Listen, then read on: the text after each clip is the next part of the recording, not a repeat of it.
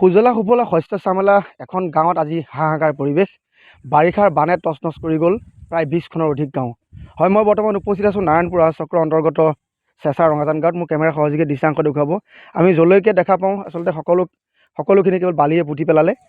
যোৱা বৰ্ষৰ বিগত যি বানপানী আহিছিলে সেই বানপানীয়ে চেঁচা নৈ বানপানীয়ে বাঢ়নী পানী এই অঞ্চলটোত ভয়ংকৰ তাণ্ডৱ সৃষ্টি কৰিছিল, যাৰ ফলত ইয়াত চাৰিওফালে কেৱল বালি বৰ্তমান। আৰু ইয়াৰ ঘৰ দুৱাৰসমূহো আধালৈকে পুতি পেলোৱাৰ ফলত তেওঁলোকৰ নাজল নাথল অৱস্থা। কৃষি কৰ্ম কৰি তেওঁলোকে কৰিব নোৱাৰিলে। যাতায়াত ব্যৱস্থা একেবাৰে শোচনীয়। বৰ্তমান সময়ত তেওঁলোক আছে যদিও ইয়াৰ পৰা অসুখ বিসুখ হ'লে আঁতৰলৈ যোৱাৰ তেওঁলোকৰ বিভিন্ন ধৰণৰ অনেক সমস্যা। কাষতে চুবুৰীয়া তেওঁলোকৰ শোণিতপুৰ বিশ্বনাথ জিলা, যিহেতু বিশ্বনাথ জিলাৰ এই চেঁচা নদীৰ আনটো পাৰে এটা বৃহৎ মাথাউৰি মাৰি দিয়াৰ ফলত তেওঁলোকৰ এই জমৰ যাতনা ভুগিবলগীয়া পৰিৱেশ সৃষ্টি হ'ল। ইয়াতে স্থানীয় ৰাইজ আছে, মই পোনে পোনে তেওঁলোকৰ পৰা জানিবলৈ চেষ্টা কৰিম। এটা আপোনালোকৰ ওচৰলৈ আহিছোঁ। সাংঘাতিক এটা ভয়ংকৰ পৰিৱেশ। কেনেকৈ কি হ'ল কথাটো কওকচোন অকণমান। হয়, আপুনি এই কথাটো হ'ল, আমি বহু বছৰৰ পৰা চৰকাৰক আপত্তি কৰি আছোঁ চেঁচা নৈ বান্ধ নিয়ন্ত্ৰণৰ কাৰণে, কিন্তু শোণিতপুৰ জিলা বিশ্বনাথ জিলাৰ গহপুৰ সমষ্টিৰ বিধায়ক মহোদয়ে কেনেকৈ কি কৰে নাজানো, পশ্চিম পাৰৰ মাথাউৰিটো দিয়াৰ পিছত আমাৰ পূব পাৰৰ যিখিনি এটা অন্ততঃ 30খনৰ অধিক গাঁও, এই 30খনৰ অধিক গাঁও বানৰ কবলত পেলাই দিলে। আৰু যাহা গোটেই চেঁচা নৈৰ পানীটো পশ্চিম পাৰে যাব নোৱাৰা হৈ পূব পাৰলৈ একেবাৰে হাওজান শিমলুগুৰি গড়কাপ্তানি পথাৰলৈকে ঘেৰি ল'লে। তেতিয়া আমাৰ ঘৰ দুৱাৰ পুতি মেলি সমস্তখিনি বাৰী ঘৰ সমস্ত এদায়। আনকি আমাৰ স্কুলীয়া কণ ছাত্ৰ ছাত্ৰীবিলাক আমি কেতিয়াবা বানপানীৰ হেৰিয়াত নিব পাৰিলে ৰাস্তালৈ উলিয়াই দিওঁ, তাৰ পৰা স্কুল যায়, আৰু নহ'লে ঘৰতে বহি থাকিব। কেনেকৈ আছে এতিয়া বৰ্তমান? আমি বৰ্তমান বালিৰ ওপৰত মৰুভূমিত থকা দি আছোঁ। আমি সমস্তখিনি বস্তু বাতি চব আহাৰ সামগ্ৰী কিনি কুটি খাবলগীয়া যায়, কিন্তু কিনিবলৈতো আমাৰ আৰ্থিক নাই।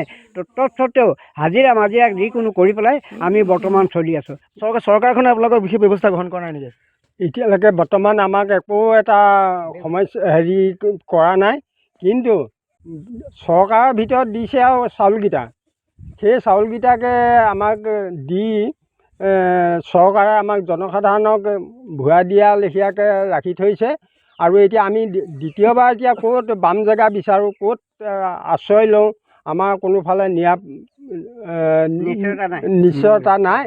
গতিকে এই খৰালিৰ ভিতৰত যদি আমাক চৰকাৰে মাথাউৰিটো দি যদি অকণমান উপকৃত কৰে, তেতিয়া আমি ভৱিষ্যত অকণমান শান্তি এটা পাম বুলি আশা ৰাখিল।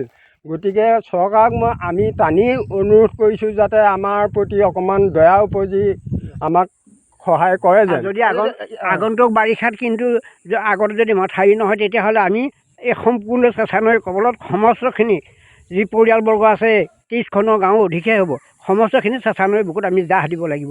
মহিলা আছে, ইয়াৰ পৰাতো বেলেগলৈ যাবও নোৱাৰে, আপোনালোকে বেলেগ ব্যৱস্থা নাই? এতিয়া পুহিবলৈ মাইকী মানুহ হাঁহ কুকুৰা গৰু ছাগলী সমস্ত পুহিব লাগে।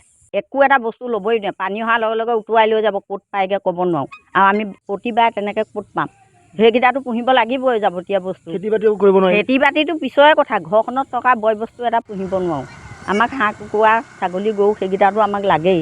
ৰাস্তা পদূলি নাই? ৰাস্তা পদূলি নায়েই। এতিয়া ঘৰখনতে থাকিবলৈও পানী যেতিয়া আহিব ক'বই নোৱাৰোঁ, তৎক্ষণাত আহিব, একদম চব লুটিয়াই লৈ গুচি যাব।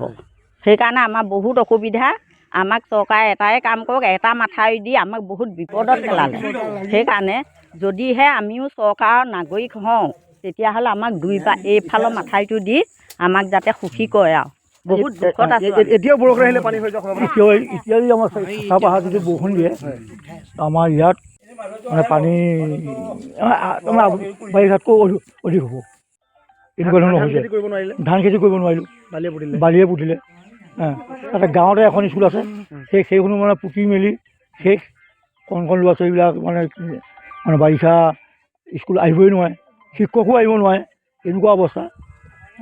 গতিকে আমি কেনেকৈ জীয়াই থাকোঁ? অকল আমাৰ গাঁৱতে নহয়, প্ৰায় 1 নং চেঁচা, 2 নং চেঁচা, পানীগাঁও, উটাবুক, হলিয়ামাৰী, চেঁচা ৰঙাজান আৰু ৰঙাজান, গোটেই আমাৰ ইয়াত 30খনমান গাঁও মানে এনেকুৱা অৱস্থাত পৰি হৈ আছোঁ। কেৱল বাৰিষা বুলিয়ে নহয়, খৰালি কালতো তেওঁলোকৰ এক নাজল নাথল অৱস্থা। আমি যিহেতু বানৰ সময়ত আমি কওঁ যে বানপানীয়ে তেওঁলোকক জুৰুলা কৰিছে, কিন্তু সমানে তেওঁলোকক খৰালিমহীয়াটো এই বৰ্তমান যি বালিময় পৰিৱেশে তেওঁলোকক জুৰুলা কৰিছে। তেওঁলোকৰ খেতিপথাৰসমূহ ধ্বংস হৈ গ'ল, তেওঁলোক কৰিব নোৱাৰিলে, বাট পথ নাই, ওলাই যাব নোৱাৰে, স্বাস্থ্যৰ কাৰণেও যাব নোৱাৰে, বিদ্যালয়লৈ ছাত্ৰ ছাত্ৰী যোৱাত সমস্যা, বিদ্যালয় হওক বা ঘৰ হওক বালি আধালৈকে পুতি পেলালে, থাকিবলৈ ব্যৱস্থা নাই। এক প্ৰকাৰ তেওঁলোক বালিৰ মাজত মৰুভূমি সদৃশ পৰিৱেশৰ মাজত জীয়াই আছে বুলি ইতিমধ্যে আমাক উল্লেখ কৰিছে। ইয়াৰ মুখ্য কাৰণটো হৈছে তেওঁলোকে কৈছে যে যি চুবুৰীয়া বিশ্বনাথ জিলাৰ চেঁচা নদীখনৰ ইটো পাৰে যিটো বৃহৎ মাথাউৰি তেওঁলোকে চৰকাৰে বনালে, আৰু এই পাৰে মাথাউৰি নবনোৱাৰ ফলত গোটেই পানীটো তেওঁলোকৰ ফালে অহাৰ কাৰণে প্ৰায় 20খনতকৈ অধিক গাঁও বৰ্তমান এই নাজল নাথল অৱস্থা হ'বলগীয়া হৈছে। কেৱল চেঁচা ৰঙাজান বুলিয়ে নহয়, ইয়াৰ দাঁতিকাষৰীয়া গোটেইসমূহ গাঁও। আমি এই গাঁৱৰ চেঁচা ৰঙাজান গাঁৱৰ যি সামগ্ৰিক পৰিৱেশ তাৰ কিছু দৃশ্যাংশ দেখুৱাবৰ কাৰণে চেষ্টা কৰিলোঁ। আসাম টক্স, আপোচবিহীন অসম কণ্ঠ।